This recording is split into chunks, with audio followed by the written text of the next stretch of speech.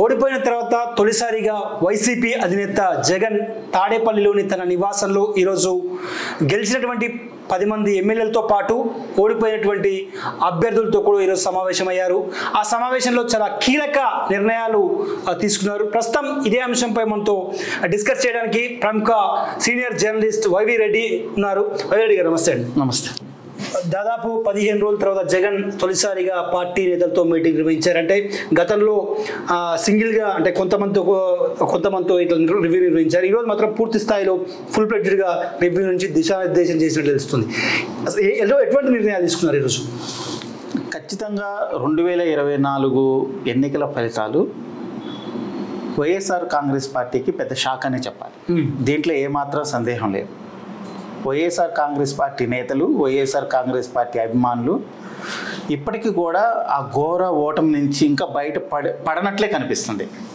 ఈ రోజున జగన్మోహన్ రెడ్డి గారు ఆ పార్టీ నేతలతో మాట్లాడిన విజువల్ చూస్తే ఆయనలో ఆ బాధ, ఆ ముఖంలో, ఆ కళ్ళల్లో మనం ఇంత చేశామే 5 సంవత్సరాల పాటు ప్రజలు మనల్ని ఎందుకు యాక్సెప్ట్ చేయలేనిది అనే బాధ ఆయన ఫేస్లో చాలా స్పష్టంగా కనిపిస్తుంది. ఆ కళ్ళల్లో బాధ కనిపిస్తుంది, ఆ బాడీ లాంగ్వేజ్లో బాధ కనిపిస్తుంది. 5 సంవత్సరాల పాటు ఆయన ఒక రకంగా పెత్తందారులతో పెద్ద యుద్ధమే చేశారు. ఈయన పేద పిల్లల కోసం ఇంగ్లీష్ మీడియం ప్రభుత్వ స్కూళ్ళలో పెడుతుంటే ఇంగ్లీష్ మీడియం వద్దని కోర్టులకు వెళ్ళిన వారితో పెద్ద ఫైట్ చేశాడు. ఆయన ఫైట్ చేసి మళ్ళీ ఆ కోర్టు నిబంధనల ప్రకారం, కోర్టు చెప్పిన ప్రకారం, తల్లిదండ్రుల సర్వే ఆధారంగా మళ్ళీ ఇంగ్లీష్ మీడియాన్ని ప్రభుత్వ స్కూళ్ళలో ప్రవేశపెట్టాడు. ఇదంతా ఎవరి కోసం? అమ్మఒడి పథకం తీసుకొచ్చాడు. ఇదంతా ఎవరి కోసం? అమ్మఒడి లాంటి పథకం భారతదేశంలో ఏ రాష్ట్రంలో లేదు. ఇది ఖచ్చితంగా చెప్పొచ్చు. ఎందుకంటే చాలామంది పేద తల్లిదండ్రులు తమ పిల్లలను ఏ ఇటుకల తయారీ చేసే బట్టీకో, లేకపోతే పొలం పనులకో, లేకపోతే ఇంకా వేరే లేబర్ పనులకో తీసుకెళ్తుంటారు. ఎందుకు? పిల్లల్ని బడికి పంపిస్తే ఆ పిల్లలకి ఇంకా ఎక్కువ ఖర్చు పెట్టాల్సి వస్తుంది. అదే పిల్లలను పనికి తీసుకెళ్తే వాళ్ళ కుటుంబ పోషణలో భాగమవుతారు. అందుకని ఎక్కువ పేద తల్లిదండ్రులు, below middle class, poor parents, below poverty లైన్లో ఉన్నటువంటి పేరెంట్స్ అందరూ కూడా తమ పిల్లలను తమతో పాటు పనులకు తీసుకెళ్లేవాళ్ళు. ఈ విషయాన్ని ఆయన పాదయాత్రలో గమనించారు జగన్మోహన్ రెడ్డి గారు. పాదయాత్రలో గమనించి పాదయాత్రలో ఆ తల్లిదండ్రులు ఇచ్చినటువంటి ఫీడ్బ్యాక్ ఆధారంగా 2019 మేనిఫెస్టోలో అమ్మఒడి పథకాన్ని తీసుకొచ్చారు. ఆయన అమ్మఒడి పథకాన్ని తీసుకొచ్చి మీ పిల్లల్ని మీరు ప్రైవేట్ స్కూల్లో అయినా చదివించుకోవచ్చు, ప్రభుత్వ స్కూల్లో అయినా చదివించుకోవచ్చు. మీ పిల్లల్ని మీరు స్కూల్కి పంపిస్తే వాళ్ళ ఫీజు నేను కడతా అంటూ ప్రభుత్వం తరపున మొట్టమొదటిసారిగా భారతదేశంలోనే, ఒక ఆంధ్రప్రదేశ్లో కాదండి, భారతదేశంలోనే మొట్టమొదటిసారిగా ముందుకొచ్చినటువంటి నాయకుడు, ఏకైక నాయకుడు వైఎస్ జగన్మోహన్ రెడ్డి గారు. ఒక్క ఎడ్యుకేషన్ రంగం మీదనే 5 ఏళ్లలో ఆయన చేసిన ఖర్చు 87,000 కోట్ల రూపాయలు. 87,000 కోట్లు అంటే భారతదేశంలో కొన్ని రాష్ట్రాల బడ్జెట్ కంటే కూడా 27,000 కోట్లు చాలా ఎక్కువ. నార్త్ ఈస్టర్న్ స్టేట్స్లో వాళ్ళ బడ్జెట్ కూడా ఇంత ఉండదండి. ఆ స్టేట్స్ బడ్జెట్స్ కూడా మొత్తం ఇంత ఉండదు.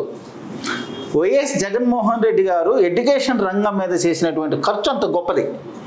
చంద్రబాబు నాయుడు గారు సీఎంగా ఉన్నప్పుడు 2014-19 మధ్య కానీ, 1995 నుంచి మళ్ళీ 2004 మధ్య కానీ చంద్రబాబు నాయుడు గారి దగ్గర ఎవరైనా సరే, ఒక ఐఏఎస్ అధికారైనా, లేకపోతే సామాజిక సంస్కర్త అయినా, లేకపోతే ఒక ఎడ్యుకేషన్ రిఫార్మ్ అయినా ఎవరైనా పోయి, కంచా ఐలై లాంటి వాళ్ళు ఇంకొకళ్ళు పోయి ఎడ్యుకేషన్ రంగం గురించి మాట్లాడితే ఆయన దగ్గర చంద్రబాబు నాయుడు గారు ఒకే మాట చెప్పేవాళ్ళు: ఎడ్యుకేషన్ అనేది ప్రభుత్వ బాధ్యత కాదు, మా బాధ్యత కాదండి అని చెప్పేవాళ్ళు.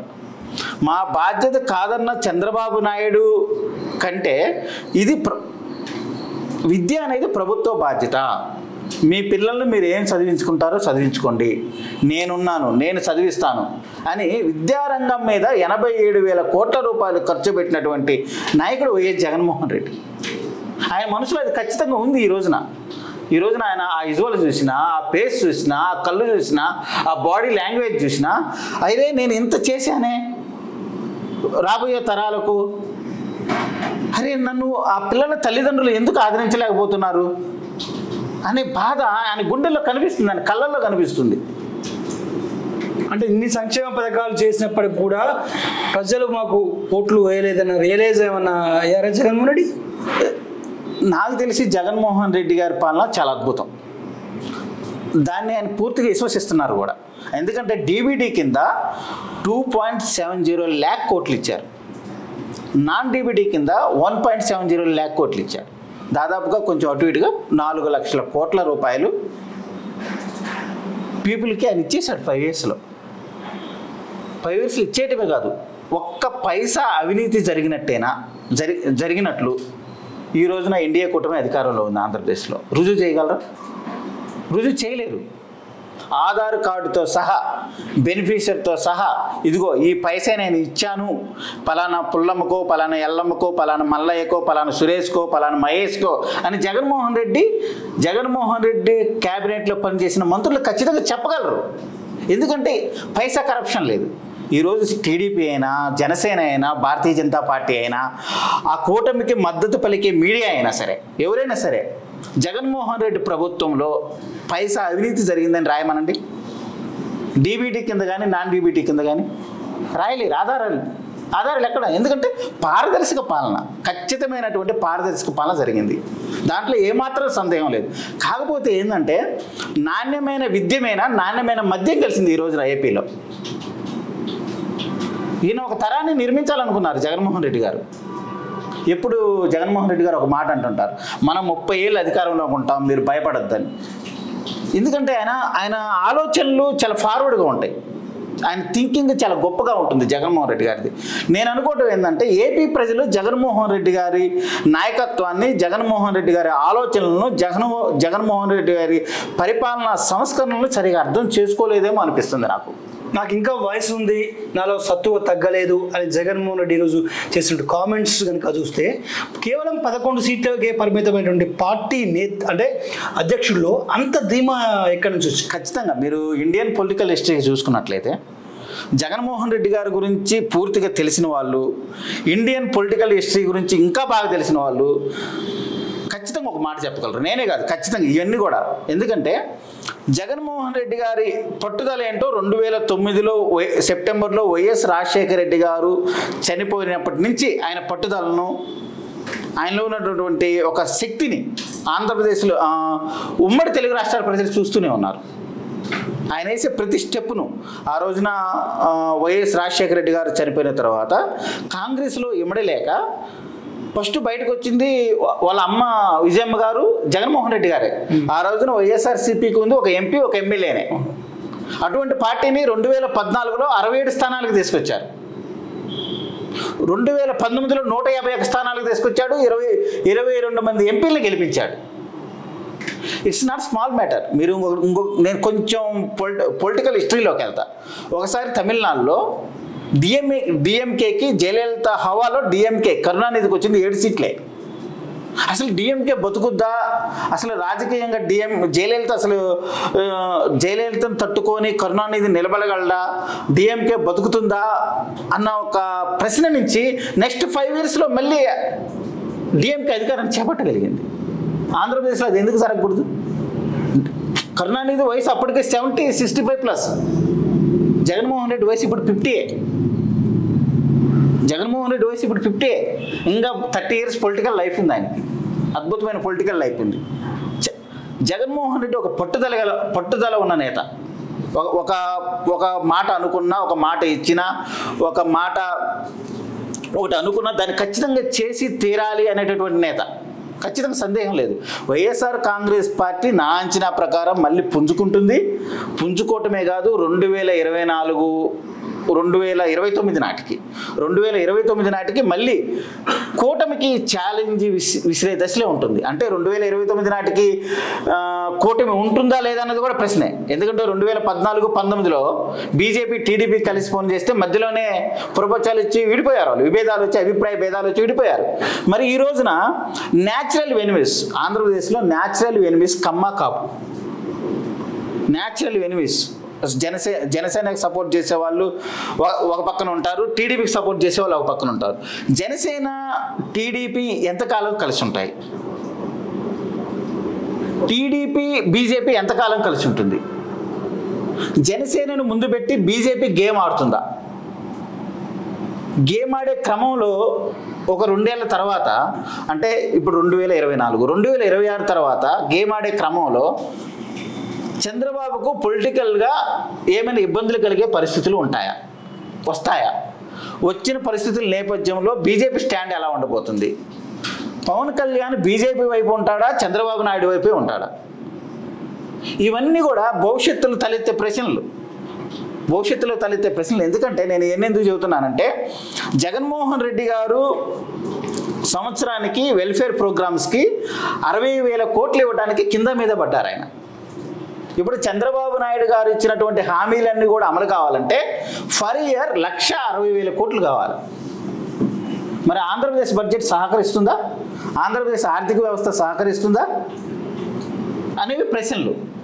ఎందుకంటే నేను సంపద సృష్టిస్తా అంటుంటాడు ఎవరు? చంద్రబాబు నాయుడు గారు. చంద్రబాబు నాయుడు గారి పాలన మొత్తం మీరు చూసుకోండి. 1995 నుంచి 2004 వరకు, 2014 నుంచి 2019 వరకు మొత్తం రెవెన్యూ డెఫిసిట్ ఉంటుంది. చివరికి తెలంగాణ ఉద్యమం వచ్చి ఇక్కడ ఆర్థిక వ్యవస్థ స్తంభించిపోయిన కాలంలో కూడా కిరణ్ కుమార్ రెడ్డి ప్రభుత్వంలో కూడా ఆంధ్రప్రదేశ్ చివరి ముఖ్యమంత్రి, ఉమ్మడి ఆంధ్రప్రదేశ్ చివరి ముఖ్యమంత్రి నల్లారి కిరణ్ కుమార్ రెడ్డి, ఆయన పాలనలో కూడా రెవెన్యూ డెఫిసిట్ లేదు ఉమ్మడి ఆంధ్రప్రదేశ్లో. కానీ చంద్రబాబు పాలన గత 14 ఏళ్ల పాలన చూసుకుంటే ఆయన సంపద సృష్టించినట్టు ఎక్కడా కనిపించడం లేదు. కానీ మరి ఆయన సంపదను సృష్టిస్తా అన్న మాటను మరి ఆయన మద్దతు మీడియా ఎందుకు ప్రచారం చేస్తుందో, ఆ తప్పుడు మాటలను ఎందుకు, అబద్ధపు మాటలను ఎందుకు ప్రజల్లోకి తీసుకెళ్తుందో అర్థం కావట్లేదు. ఇది వాస్తవమా కాదా అనేది ప్రజలు ఆలోచించుకోవాలా, ప్రజలు తెలుసుకోవాలా. త్వరలోనే ప్రజలు అసలు నిజం తెలుసుకుంటారు. 2029లో అధికారం మనదే, ధీమాతో ఉండండి, ఎటువంటి ఇబ్బందులు వచ్చినా పార్టీ చూసుకుంటుంది అని అంటున్నారు. ఎందుకు అంత ధైర్యం? ఎస్ సోము, ఎందుకంటే జగన్మోహన్ రెడ్డి గారికి ఆయన నాయకత్వం మీద బలమైన నమ్మకం, ఆయన పాలన మీద కూడా అంతే నమ్మకం. 5 సంవత్సరాల్లో గత 5 సంవత్సరాల్లో ఆయన చేసినటువంటి పాలన మీద కూడా అంతే నమ్మకం. ఖచ్చితంగా నా అంచనా ప్రకారం 1 ఇయర్లోనే గవర్నమెంట్ వ్యతిరేకత అయితే స్టార్ట్ అవుతుంది ఆంధ్రప్రదేశ్లో కూటమి మీద. ఇప్పుడే చూడండి, జగన్మోహన్ రెడ్డి గారి పాలనలో అన్ని ధరలు పెరిగిపోయాయి. అదే టీడీపీ ప్రచారం చేసింది, జనసేన ప్రచారం చేసింది, వారి మద్దతు మీడియా ప్రచారం చేసింది. మరి చంద్రబాబు నాయుడు గారు మొన్న 12న ప్రమాణ స్వీకారం చేశారు. ఈ రోజున ఆంధ్రప్రదేశ్లో కిలో టమాటో 100 రూపాయలు, కిలో ఉల్లి 60 రూపాయల నుంచి 70 రూపాయలు. అమాంతంగా మరి కూరగాయల ధరలు పెరిగిపోయినాయి. దీనికి ఎవరు కారణం? చంద్రబాబు నాయుడు కారణం. ఆ బాధ్యత చంద్రబాబు నాయుడు అని వారి మద్దతు మీడియా జనసేన చెప్పగలదా? ప్రభుత్వ వ్యతిరేకత అనేది ఈ కూరగాయల రూపంలో, వీటి రూపంలో, అత్యధిక ధరల విషయంలో రావటం ఒక ఎత్తు. మరొకటి అత్యంత రేపు జూలై 1న చంద్రబాబు నాయుడు గారు 7,000 రూపాయలు పింఛనేవారు ప్రతి ఒక్కరికి, అవ్వాతాతకి. 66 లక్షల మంది పింఛన్దారులు ఉన్నారు ఏపీలో. ఈ 66 లక్షల మంది పింఛన్దారులకు చంద్రబాబు నాయుడు గారు ప్రతి ఒక్కరి చేతిలో 7,000 పెట్టాలి. ఎందుకంటే ఆయన ఏప్రిల్ నుంచి 1,000 రూపాయలు పెంచేస్తానన్నాడు, మాట ఇచ్చాడు. ఎన్నికలకు ముందు మేనిఫెస్టోలో కూడా చెప్పాడు, ఎన్నికల ప్రచార సభల్లో చెప్పాడు. మరి 7,000 ఇస్తాడా ఇవ్వడా అనేది ఒకటి ప్రధానమైన ప్రశ్న. అంతేకాకుండా ప్రతి కుటుంబంలో ఉన్నటువంటి ఎంతమంది ఆడపిల్లలు ఉంటే, 3 ఆడపిల్లలున్నా, 2 ఆడపిల్లలున్నా, 1 ఆడపిల్లలున్నా, 4 ఆడపిల్లలున్నా, వాళ్ళకి 18 ఏళ్ళు దాటితే వాళ్ళందరికీ కూడా 1,500 రూపాయలు ఇస్తానండు. 1,500 రూపాయలు ఇస్తానండు. మరి అది జూలై 1 నుంచి ఇస్తాడా, సంవత్సరం తర్వాత ఇస్తాడా, 6 నెలల తర్వాత ఇస్తాడా, ఎప్పుడు ఇస్తాడని తెలియదు. మరి మరి దానికి బడ్జెట్ సహకరించాలి కదా. ఆంధ్రప్రదేశ్ బడ్జెట్ అసలు విడిపోయింది. ఆంధ్రప్రదేశ్కి హైదరాబాద్ లాంటి మహానగరం లేదు. విశాఖ ఇప్పుడిప్పుడే గ్రోత్ అందుకుంటుంది. ఎట్లా ఫైనాన్స్ ఎట్లా నీకు రన్ అవుతుంది బడ్జెట్? కేంద్రం సహకరిస్తా అంటే ఏమో చెప్పలేని పరిస్థితి ఉంది.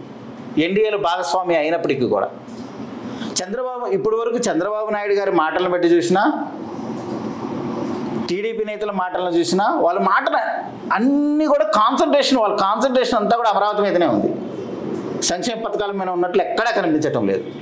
మరి ఇటువంటి పరిస్థితుల నేపథ్యంలో చంద్రబాబు నాయుడు గారు ఇచ్చినటువంటి ఈ ఫ్రీ బస్సు అయినా, 3 గ్యాస్ సిలిండర్లు అయినా, బీసీలకు 45 ఏళ్ళు దాటితే పింఛన్లు అయినా, వీటన్నిటికీ రెవెన్యూ ఎక్కడి నుంచి తీసుకొస్తాడు?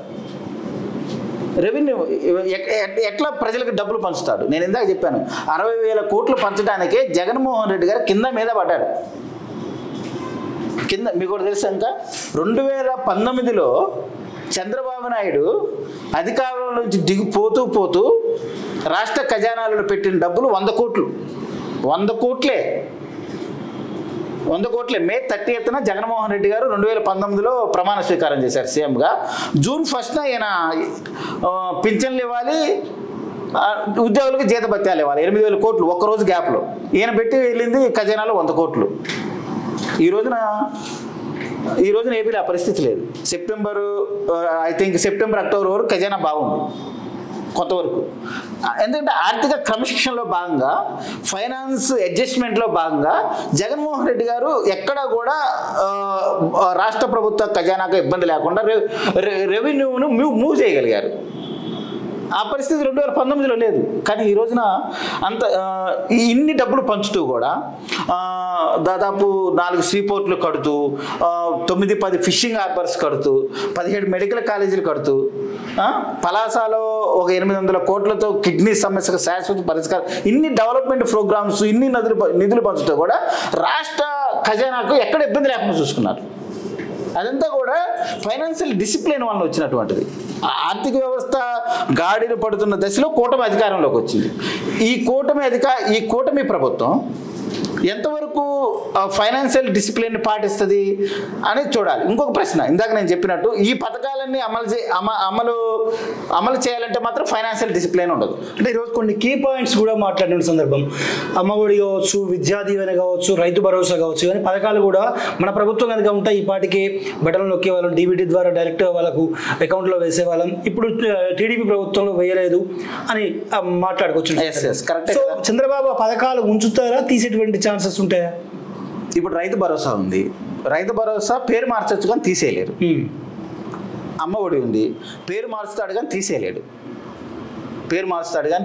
కాకపోతే ఇంటర్నల్గా ఇప్పుడు జగన్మోహన్ రెడ్డి గారు అమ్మ ఒడి ప్రైవేట్ స్కూల్లో చదివే పిల్లలకు కూడా ఇచ్చిండు.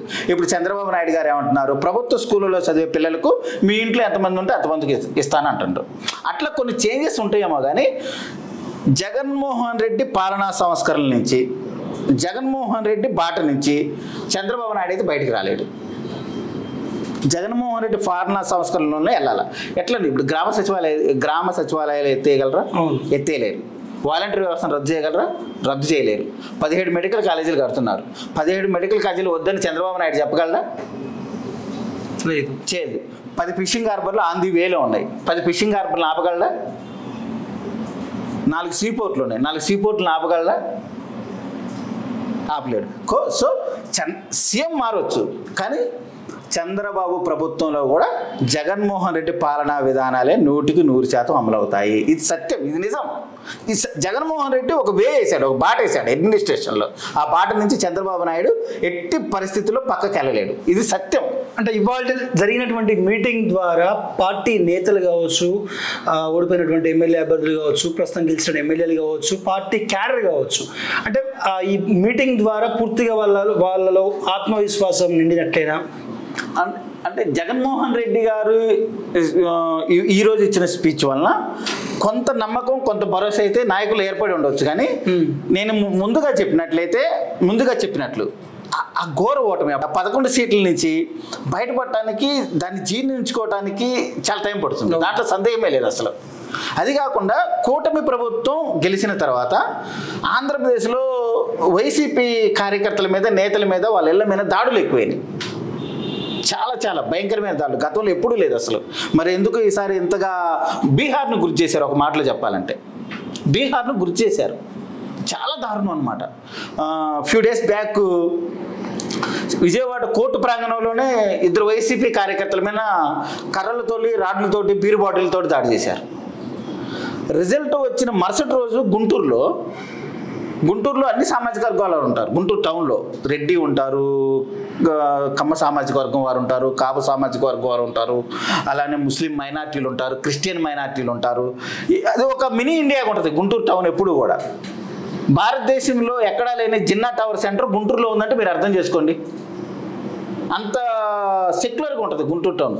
అటువంటి టౌన్లో కూడా ఫస్ట్ టైం హింస జరిగింది. రెడ్డి మెస్ అని ఒక అతను రెడ్డి మెస్ అని పెట్టుకున్నందుకు జనసేన కార్యకర్తలు వేట కొడవలతో పోయి ఆ రెడ్డి మెస్ యాజమాని మోకాల మీద కూర్చొని క్షమాపణలు చెప్పి నన్ను వదిలిపెట్టండి అని బతిమిలాడుకుంటే అప్పుడు వదిలిపెట్టారు. దీన్ని రాక్షస కాండ అనక ఏమంటారు? దీన్ని లా అండ్ ఆర్డర్ ఫెయిల్యూర్ అనక ఏమంటారు? ఇంత జరుగుతుంటే కూడా పోలీసులు ఏం చేస్తున్నారు అనేది ప్రధాన ప్రశ్న. ఖచ్చితంగా ఇంత జరుగుతుంటే కూడా పోలీసులు ఏం చేస్తున్నారు? ఇంకా నూజివీడులోనైతే మరీ దారుణం. పోలీస్ కానిస్టేబుల్ పక్కనే ఉన్నాడు, వైఎస్ఆర్సీపీ కౌన్సిలర్ను కత్తితో పొడుతున్నారు. ఇంకెక్కడుంది లా అండ్ ఆర్డర్? అంటే స్వయంగా జగన్మోహన్ రెడ్డి గారు చెప్పారు ఏమని ఈరోజు మీటింగ్లో, ఒక మంత్రి అంటే కాబోయే స్పీకర్ ఏమో జగన్ ఓడిపోయాడు తప్ప చచ్చిపోలేదని ఒక అతను, జగన్ను కొట్టాలి అని మరొక అతను, ఈ విధంగా టీడీపీ నేతలు అంటున్నారు. రాబోయే రోజుల్లో ఏమైనా జరగవచ్చు, అన్నిటికీ సిద్ధంగా ఉండండి అని కూడా ఆయన చేసిన కామెంట్లు ఎట్లా అడగవచ్చు? సోము, వైఎస్ఆర్ చనిపోయిన తర్వాత ప్రమాదవశాస్తు ఆయన చనిపోయిన తర్వాత వైఎస్ జగన్మోహన్ రెడ్డి ఇంత పట్టుదలతో ఫైట్ చేస్తారని చంద్రబాబు ఊహించలేదు అసలు. అవును, మొన్న 2024 ఎలక్షన్లకు ముందు ఏబిఎన్ రాధాకృష్ణ గారితో చంద్రబాబు నాయుడు గారు ఇంటర్వ్యూ ఇస్తూ కూడా ఈ మాట అన్నాడు, స్వయంగా ఒప్పుకున్నాడు. జగన్మోహన్ రెడ్డిని నేను చాలా తక్కువగా అంచనా వేసాను అన్నాడు. అది వాస్తవం. Jaganmohan Reddy fighter, warrior. ఒక్క ఆలోచన చేశాడంటే, ఒకటి మనసులో అనుకున్నాడంటే ఆ మాట కోసం, ఆ పార్టీ కోసం, ప్రజల కోసం, రాష్ట్రం కోసం ఎంత దూరమైన వెళ్తాడు. నేను ఓదార్పు యాత్రలో స్వయంగా చూసే, అది మార్నింగ్ 9కి ఓదార్పు యాత్ర స్టార్ట్ అయితే నైట్ 12-1 కూడా కొనసాగేది. నైట్ చలిలో వానలో కూడా మళ్ళీ 9 కల్లా లేచి స్కార్పియోలో కూర్చునేవాడు వచ్చి. ఎంత ఓపిక, ఎంత పట్టుదల, ప్రజలకు సేవ చేయాలనే తపన ఎంతగా ఉంటే అలా ఉంటుంది. అందుకని జగన్మోహన్ రెడ్డి గారి పట్ల ఈ రోజున అయ్యన్న పాత్రుడు చేసిన వ్యాఖ్యలు ఖచ్చితంగా మీకు ఒకటి గుర్తుండే ఉంటుంది సోము. 2019 ఎన్నికలకు ముందు పాదయాత్ర సమయంలో విశాఖ ఎయిర్పోర్ట్లో కోడికత్తితో దాడి జరిగింది జగన్మోహన్ రెడ్డి గారి మీద. బాగా గుర్తు చేసుకోండి. కోడికత్తితో దాడి జరిగిన మరుక్షణమే, ఎందుకంటే వాళ్ళు వేసిన స్కెచ్ ఫెయిల్ అయిపోయింది. జగన్మోహన్ రెడ్డి గారు అంటే ఎంత భయపడుతున్నారో టీడీపీ కానీ, చంద్రబాబు నాయుడు గారు కానీ, వాళ్ళ మద్దతుదారులు కానీ చెప్పడానికి ఫస్ట్ ప్రథమ ఉదాహరణ కోడికత్తి దాడి. ఈ మనిషిని లేకుండా చేస్తేనే మనకు రాజకీయ భవిష్యత్తు, మన పార్టీ ఉంటుంది, మనం ఉంటాం, మన వ్యాపారాలు ఉంటాయి, లేకపోతే మనం లేవు అనేది వాళ్ళకి అంచనాకు వచ్చేసారు టీడీపీ వాళ్ళు. వచ్చి ఫస్ట్ అటాక్ కోడికత్తి అటాక్. దేవుడి దయ వల్ల ఆయన బతికి బయటపడ్డాడు. రెండో అటాక్ విజయవాడలో మొన్న బస్సు యాత్ర చేస్తుంటే రాయితో కొట్టడం. ఆ రాయి కొంచెం మిస్ అయ్యి ఈ కనత ప్లేస్లో జరిగితే స్పాట్ డెడ్. అప్పుడు కూడా దేవుడే రక్షించింది ఆయన్ని. జస్ట్ కొన్ని 2 సెంటీమీటర్లు 3 సెంటీమీటర్లు ఇట్లా జస్ట్ ఇక్కడ కంత ఉంటుంది కదా, ఈ కంతలో ఉన్నటువంటి నరము బ్రెయిన్కి వెళ్తుంది. స్పాట్ డెడ్ అని అవుతాడు, బ్రెయిన్ డెడ్ అని అవుతాడు. అక్కడ కొడితే ఆ బ్లడ్ ఎమ్మటే స్టక్ అయిపోతుంది, వెళ్ళేది. అది కూడా క్యాన్సిల్ అయిపోయింది. సో వాళ్ళలో అరే మనం ఎంత ప్రయత్నిస్తున్నా, ఏం చేస్తున్నా, ఇతను బయటపడుతున్నాడే, దేవుడి దయో ప్రజల ఆదరణో అనే అక్కసు అయ్యన్న పాత్రుడి గారి మాటలో స్పష్టంగా కనిపించింది. గెలిచాడు కానీ చనిపోలేదు అంటారు వాళ్ళు. చూశారు ఎంత కష్టం అంటారు అన్నట్టు. అయ్యన్న పాత్రుడు ఆ మాట అనేటప్పుడు ఆ వాయిస్ చూడండి, మీరు ఆ వాయిస్ వినండి ఎంత కసిందో, ఆ బాడీ లాంగ్వేజ్ చూడండి, ఆ బాడీ లాంగ్వేజ్లో ఎంత కసిందో. అవన్నీ కూడా చాలా తప్పు. అది టీడీపీ వాళ్ళైనా ఎవరైనా ఇంకొకరైనా ఒక మనిషిని రాజకీయంగా లైవ్గా లేకుండా చేస్తేనే మనకు రాజకీయం ఉంటుంది అనుకుంటాం, చాలా పొరపాటు. It is democratic country. మనం ప్రజాస్వామ్య దేశంలో ఉన్నాం, మనం అండర్ కాన్స్టిట్యూషన్లో ఉన్నాం, ఒక రాజ్యాంగ పరిధిలో ఉన్నాం. రాజ్యాంగ పరిధిలో ఉన్నప్పుడు నువ్వు ప్రజలకు సేవ చేయాలనుకున్నప్పుడు నువ్వు ఏదైనా ప్రజల మధ్యనే తెలుసుకో ఓట్ల రూపంలో. అంతేగాని ఒక మనిషిని తీసేసి మేమే రాజ్య హోదా పొందాలి, రాజ్యాధికారం పొందాలనుకోవడం చాలా తప్పది. అంటే గతంలో అధికారంలో లేనప్పుడు 5 ఏళ్ల పాటు పార్టీకి అండగా ఉన్నటువంటి క్యాడర్పై ఈరోజు దాడులు జరుగుతున్నాయి. ఖచ్చితంగా వాళ్ళకు అండగా నిలవాల్సిన అవసరం ఉంది అని కూడా అక్కడ అంటే పోటీ చేసిన ఓడిపోయినటువంటి అభ్యర్థులకు సూచించారు. అదేవిధంగా పార్టీకి కూడా మీకు అండగా ఉంటుందని చెప్పారు. సో ఇవంతా ఆత్మవిశ్వాసాన్ని నింపేటువంటి ప్రయత్నం అనుకోవచ్చా? ఖచ్చితంగా. ఎందుకంటే సోము, వైఎస్ఆర్సీపీకి గత 5 ఏళ్లలో క్యాడర్ చేజారిపోయిందనే మాట వాస్తవమే, దీన్ని అంగీకరించాల్సిందే. ఆ ప్రభావం ఫలితాల్లో కూడా మనకు కనిపించింది. ఒక రకమైన నిస్తేజం కింద స్థాయి క్యాడర్లో, అంటే మండల గ్రామీణ స్థాయి ఎమ్మెల్యే పరిధి నుంచి కింద స్థాయి క్యాడర్లో కనిపించింది. కనిపించటాన్ని ఫలితాలు 11 దగ్గర ఆగిపోయినాయి. సో ఇప్పుడు క్యాడర్ మీద కూడా దాడి జరుగుతుంది. అంటే 2024 మొన్న పోయిన ఎన్నికల్లో వైఎస్ఆర్సీపీలో యాక్టివ్గా పనిచేసినటువంటి కార్యకర్తలు, నేతల మీద కూటమి నేతలు దాడి చేస్తున్నారు, దాంట్లో సందేహం లేదు. ఆ విజువల్స్ కూడా మీడియా ఎక్స్పోజ్ చేస్తుంది, బాగా చూపిస్తుంది.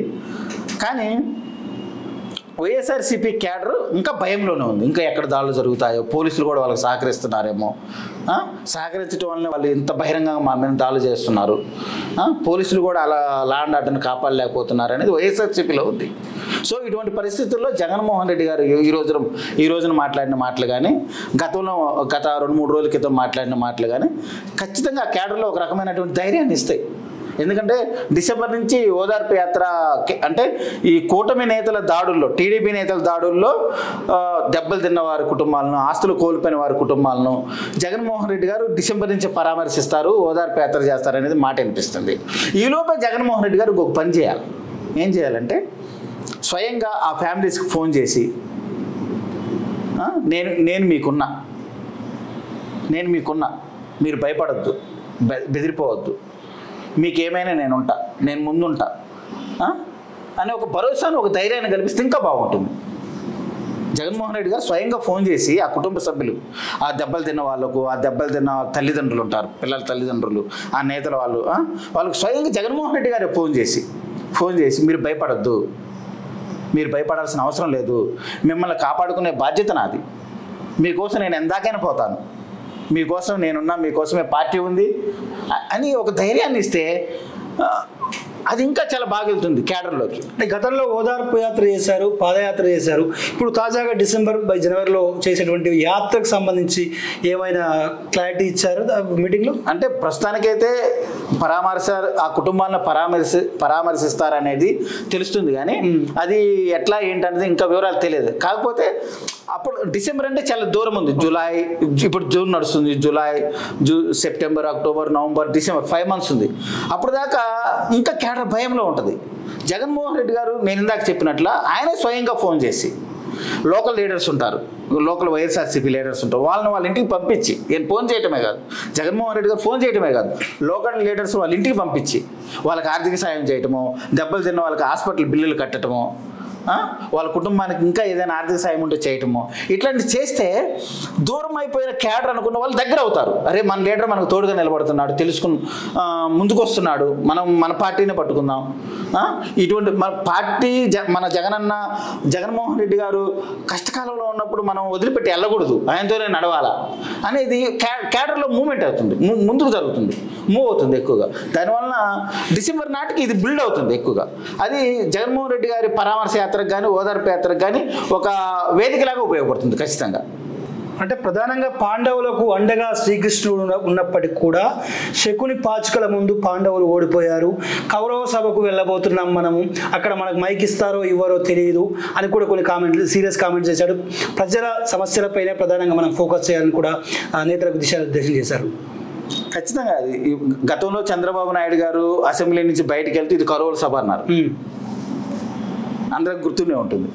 గతంలో కూడా చంద్రబాబు నాయుడు గారు ఇది కౌరవుల సభ, నేను మళ్ళీ సీఎం హోదాలోనే ఈ సభలోకి అడుగు పెడతాను, లింగ అడుగు పెట్టినాను, ఆయన బయటికి వెళ్ళిపోయారు.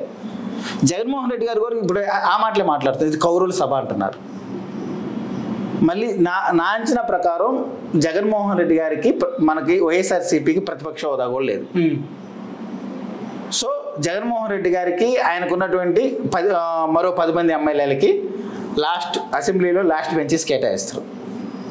అయ్యన్న పాత్రుడు లాంటి ఒక కరుడు కట్టిన టీడీపీ ఏమాత్రం నోటి జాగ్రత్త లేని మనిషి స్పీకర్ అవుతున్నాడు కాబట్టి జగన్మోహన్ రెడ్డి గారికి అసెంబ్లీలో మాట్లాడటానికి మైక్ కూడా ఇస్తాడని నేను అనుకోవట్లేదు. జగన్మోహన్ రెడ్డి గారిని నానా రకాల మాటలని నానా రకాల ఇబ్బందులు పాలు చేసి అవసరమైతే అటాక్ కూడా చేస్తారేమో అనిపిస్తుంది అసెంబ్లీలో. ఎందుకంటే వాళ్ళకి 164 మంది సభ్యులు ఉన్నారు. 164 మంది అంటే చాలా పెద్ద సంఖ్య. కూటమికి 164 మంది సభ్యులు ఉన్నారు. వీళ్ళు 11 మందే ఉన్నారు జగన్ గారితో కలుపుకుంటే. జగన్ గారి మీద దాడి చేస్తారేమనే భయం కూడా మాలో చాలా మంది ప్రజల్లో ఉంది అసెంబ్లీలో. ఎందుకంటే గతంలో తమిళనాడు అసెంబ్లీని చూసుకుంటే ఏకంగా కరుణానిధి మీద జయలలిత మీద దాడి జరిగిన సందర్భాలు ఉన్నాయి. ఏపీ అసెంబ్లీలో కూడా అటువంటి దుశ్శాసన పర్వం లేకపోతే కౌరవ పర్వం మొదలవుతుందేమన్న భయం ప్రజల్లో ఈ రోజున వైఎస్ఆర్సీపీ నేతల్లో వైఎస్ఆర్సీపీ అభిమానులు ఉంది. ఎన్టీ రామారావు కూడా మైక్ కూడా మీకు ఖచ్చితంగా తెలిసి ఉంటుంది. చంద్రబాబు నాయుడు 1995లో బాగా గుర్తు చేసే సోము 1995లో ఎన్టీఆర్ని వెన్నుపోటు పరిచి చంద్రబాబు నాయుడు గారు దించేస్తున్న సమయంలో ఆ రోజున ఎన్టీఆర్కి ఫుల్ ఫేవర్ ఎన్టీఆర్కి.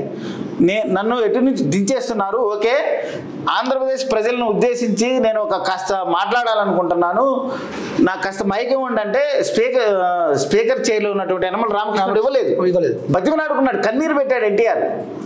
అటువంటి సభ్యులు ఉన్నటువంటి ఈ రోజున ఆంధ్రప్రదేశ్ సభలో జగన్మోహన్ రెడ్డి గారికి మైక్ ఇస్తారని అనుకోవడం అత్యాశ అవుతుంది ఖచ్చితంగా.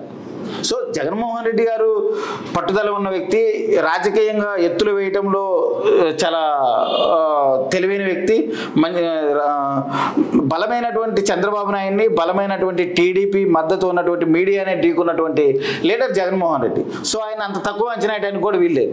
ఆయన రేపటి నుంచి అసెంబ్లీలో ప్రమాణ స్వీకారం చేసినప్పటి నుంచి ఆయన వేసే ప్రతి అడుగు కూడా చాలా ఇంట్రెస్టింగ్గా ఉండబోతుంది. ఎందుకంటే ఒక పక్క క్యాడర్ని కాపాడుకోవాలి, ఒక పక్క లీడర్స్ని కాపాడుకోవాలి, మరో పక్క వాళ్ళలో ధైర్యాన్ని నింపాలి, మరో పక్క పార్టీని డెవలప్ చేసుకుంటారు. ఎందుకంటే 11 సీట్లు ఉన్నటువంటి పార్టీ ఒకసారిగా నిస్తేజంలోకి వెళ్ళిపోయింది. 11 సీట్లు వచ్చాయి పార్టీ. ఆ పార్టీని ఒకసారిగా లేపాలంటే అంత ఈజీ కాదు, కొంత టైం పడుతుంది ఖచ్చితంగా. సో జగన్మోహన్ రెడ్డి గారు ఎటువంటి ఎత్తుగడలు వేస్తారు రాజకీయంగా, జగన్మోహన్ రెడ్డి గారు ఎటువంటి నిర్ణయాలు తీసుకుంటారు, జగన్మోహన్ రెడ్డి గారు ఆలోచనలు ఏ విధంగా రాష్ట్రాన్ని ప్రభావితం చేయబోతున్నాయి, వైఎస్ఆర్సీపీని బలోపేతం చేయబోతున్నాయి, ఇవన్నీ ఖచ్చితంగా కూడా ఇంట్రెస్టింగ్ ఉండబోతున్నాయి ఖచ్చితంగా, దాంట్లో సందేహం అయితే లేదు. సో గతంలో 67 మంది శాసనసభ్యులు ఉన్నప్పుడు 2014 నుంచి 19లో మంత్రులు అటాక్ జగన్మోహన్ రెడ్డి బయటికి అంటే దండం పెట్టి బయటికి వెళ్ళాల్సినటువంటి పరిస్థితి. ప్రస్తుతం ఉన్నదైతే 11 మంది. ఇంకా జగన్మోహన్ రెడ్డి ఏమైనా అసెంబ్లీకి వెళ్తారా వెళ్ళరా అన్న సందేహం ఇప్పటివరకు అందరిలో ఉంది. వెళ్తారని చాలా క్లియర్గా చెప్పారు. వెళ్తే ఎలా ఉండబోతుంది అసెంబ్లీ? జగన్మోహన్ రెడ్డి గారు అయితే అసెంబ్లీకి వెళ్తారు, దాంట్లో సందేహం లేదు. అసెంబ్లీకి వెళ్తారు, వాళ్ళ సూటిపోటి మాటలు ఎదుర్కోవటమే కాదు పడతారు, మైక్ ఇవ్వమని అడుగుతారు. నువ్వు ప్రతిపక్ష హోదా కూడా లేదు, నీకెందుకు మైక్ ఇవ్వాలని వీళ్ళు అంటారు. కనీసం ఎమ్మెల్యేగానే మాట్లాడే అవకాశం ఇవ్వాలని అడుగుతారు ఎవరు, వైఎస్ఆర్సీపీ నేతలు, జగన్మోహన్ రెడ్డి గారు. ఎమ్మెల్యేకి ఎంత ఇస్తాం, 5 నిమిషాలు 10 నిమిషాలు కదా, అది మాట్లాడుకొని వెళ్ళిపో అంటారు. ఇవన్నీ అసెంబ్లీలో మనం భవిష్యత్తులో చూడబోతున్నాం, ఖచ్చితంగా ఇవన్నీ చూడబోయాయి, దాంట్లో సందేహం అయితే లేదు. సోము ఇవన్నీ మనం భవిష్యత్తులో చూడబోతున్నాం. రేపు బడ్జెట్ సమావేశాలు ఉన్నాయి, రేపు బడ్జెట్ సమావేశాల్లోనే చూడబోతున్నాం మనం. జగన్మోహన్ రెడ్డి గారు తన పాలన గత 5 ఏళ్ల పాలన గురించి చెప్పుకోవటానికి కూడా మైక్ ఇస్తారని నేను అనుకోవట్లా. ఇదిగో నేను ఇంత చేశాను, ఇంత పంచాను, ఇన్నిసార్లు ఒక 130 సార్లు బటన్ నొక్కాను, 130 సార్లు బటన్ నొక్కి 2.70 lakh crores డీబీటీ కింద ఇచ్చాను అని చెప్పుకోవడానికి కూడా మైక్ ఇస్తారని నేను అనుకోవట్లా. ఎందుకంటే ఈ దాడులు, అయ్యన్న పాత్రుడు మాటలు, అలానే హోమ్ మినిస్టర్ అనిత గారు, వంగలపూడి అనిత గారు, ఆమె కూడా చాలా ఇదిగా మాట్లాడింది. ఇంకా పోలీసులు వైఎస్ఆర్సీపీ రక్తం ఉన్న వాళ్ళు ఉన్నారు, అటువంటి వాళ్ళు ఉంటే రిజైన్ చేసి వెళ్ళిపోండి అంటుంది. వాళ్ళ మాటలన్నీ చూస్తుంటే వాళ్ళు ప్రజలు వాళ్ళకి అధికారం ఇచ్చింది కక్ష తీర్చుకోవటానికా, హింసను ప్రేరేపించడానిక లేకపోతే ప్రజాపాలన అందించడానికి అనేది అర్థం కావట్లేదు. ఇప్పుడు అయ్యన పాత్రుడు అయితే ఏమన్నాడు, నేను స్పీకర్ని కాబోతున్నా, నిన్న అసెంబ్లీలో నేను నిలబెడతా తీసుకొచ్చాను ఒక ప్రభుత్వ ఉద్యోగిని. మరో పక్క ప్రభుత్వ ఉద్యోగులంతా మాకే ఓట్లేశారు ఎన్నికలని చెప్పుకుంటారు. మరో పక్క ప్రభుత్వ ఉద్యోగులంతా మాతోనే ఉన్నారు, ప్రభుత్వ ఉద్యోగులంతా మాకే ఓట్లేశారు, వాళ్ళ ఫ్యామిలీలో ఉన్నటువంటి 40-50 లక్షల మంది మాకే ఓట్లేశారు అనుకుంటారు అంటారు. మరో పక్క ప్రభుత్వ ఉద్యోగిని రోడ్డు మీద పట్టుకొని చెడబడా తిట్టేస్తారు. ఎందుకని వీళ్ళకి ఎందుకైనా కూటమికి ప్రజల అధికారం ఇచ్చింది అంటే ఇప్పటికే ఈవీఎంల మీద పెద్ద ఎత్తున దుమారం చెలరేగుతుంది. 40% వచ్చినప్పుడు కూడా 11 సీట్లకే పరిమితం కావడంపై ఈరోజు మీటింగ్లో ఏమన్నా కామెంట్స్ చేశారా? ఖచ్చితంగా చేశారు, ఆయన మాట్లాడారు. 40% మనకు ఓటు బ్యాంక్, మనకు 11 సీట్లే గెలుచుకొని ఉండొచ్చు, 4 ఎంపీలే వచ్చి ఉండొచ్చు. 40% ఓటు బ్యాంక్ అయితే చాలా స్థిరంగా ఉందని జగన్మోహన్ రెడ్డి గారు చెప్పి నేతల్లో ఉత్సాహాన్ని నింపడానికి ప్రయత్నించారు. 40% ఓటు బ్యాంక్ అంటే నాట్ ఏ జోక్. ఇప్పుడు 21 సీట్లు ఉన్న జనసేనకి 6% ఓటు బ్యాంకే ఉంది. 8 సీట్లు గెలుచుకున్నటువంటి బీజేపీకి 2% ఓటు బ్యాంకే ఉంది. 11 సీట్లు గెలుచుకున్నప్పటికి కూడా జగన్మోహన్ రెడ్డి గారు వైఎస్ఆర్సీపీ 40% ఓటు బ్యాంక్ ఉంది. అంత ఈజీగా తీసేయలేను, ఎందుకంటే 10% ఒక నేను మొన్న స్టాటిస్టిక్స్ చూస్తుంటే ఒక 8 లక్షల ఓట్లు వైసీపీకి పెడితే 80 సీట్లు తేడా వచ్చేది. 8 లక్షల ఓట్లు, జస్ట్ 8 లక్షల, 8 నుంచి 10 లక్షల ఓట్లు వైసీపీకి వస్తే 80 సీట్లు తారుమారాయి.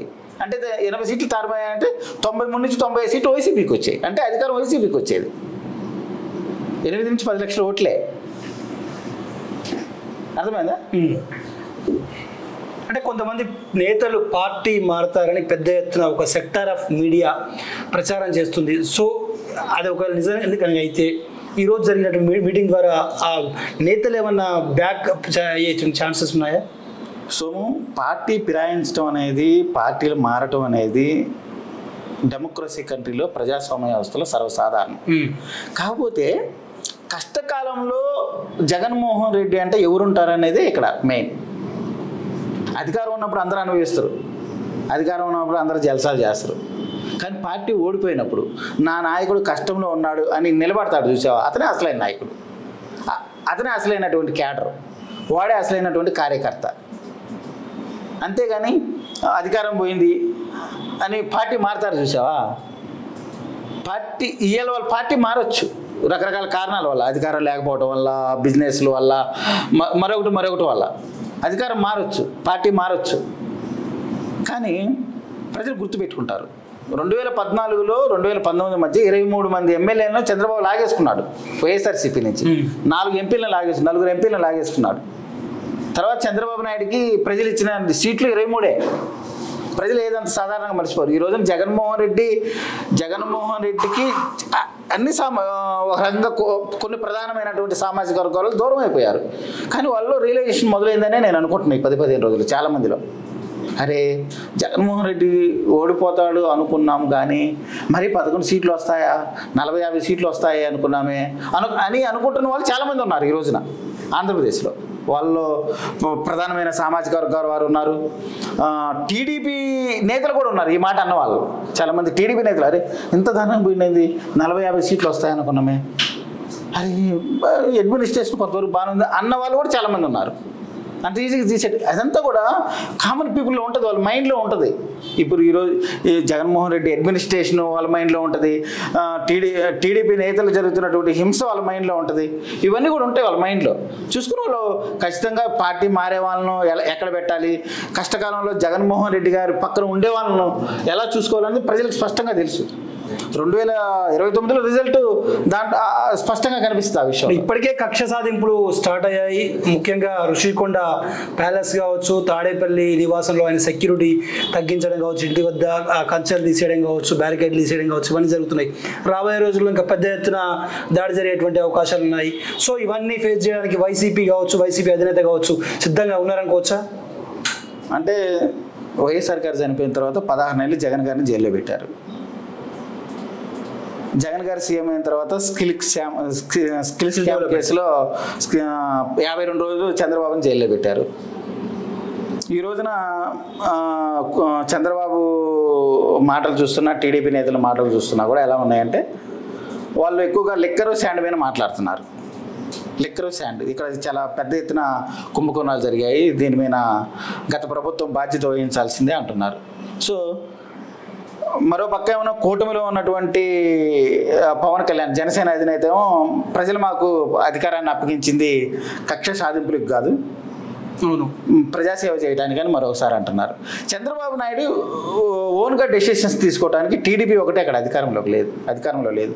అక్కడ కూటమి ప్రభుత్వం ఉంది. కూటమి ప్రభుత్వం అంటే టీడీపీ, బీజేపీ, జనసేన. చంద్రబాబు తీసుకున్న ప్రతి డెసిషను ఆ డెసిషన్ జగన్మోహన్ రెడ్డి గారి మీద ఆ ఎఫెక్ట్ పడుతుంది అనుకుంటే దానికి చంద్రబాబు నాయుడు టీడీపీ కాదు, బీజేపీ, జనసేన కూడా బాధ్యత వహించాలి. దానికి బీజేపీ, జనసేన సిద్ధంగా ఉన్నాయా అనేది ప్రధాన ప్రశ్న. అంటే రెడ్ బుక్ పేరుతో ఓటింగ్స్ కూడా ఉన్నాయి కదా. Red book, Lokesh red book అనేది ఫ్లెక్సీలు, పోస్టులు వేసుకోవడానికి మనకు వస్తుంది, కానీ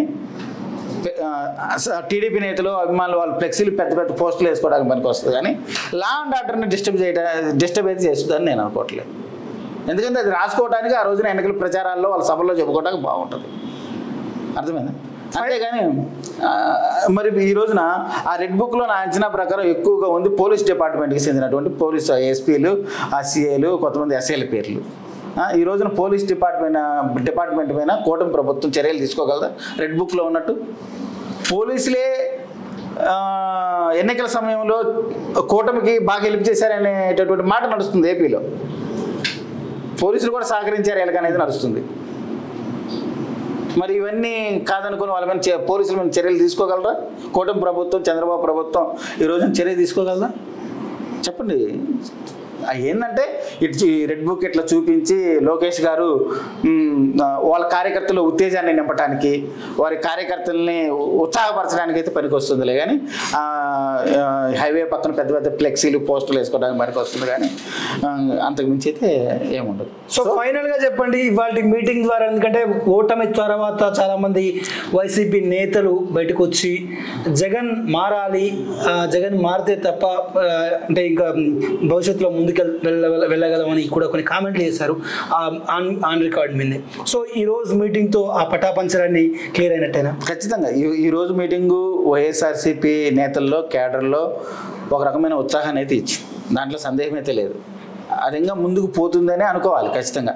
జగన్మోహన్ రెడ్డి గారు మారతారా అని చాలామంది అంటున్నారు. ఎస్, ఆయన అద్భుతమైన పాలన ఇచ్చాడు. నేను ఇచ్చానని చెప్పుకుంటాను. ఇప్పుడు డీబీటీ కింద ఇన్ని డబ్బులు ఇచ్చాను, నాన్ డీబీటీ కింద ఇన్ని డబ్బులు ఇచ్చాను, అవన్నీ వాస్తవాలే కదా, మారేదేముంది దాంట్లో ఆయన.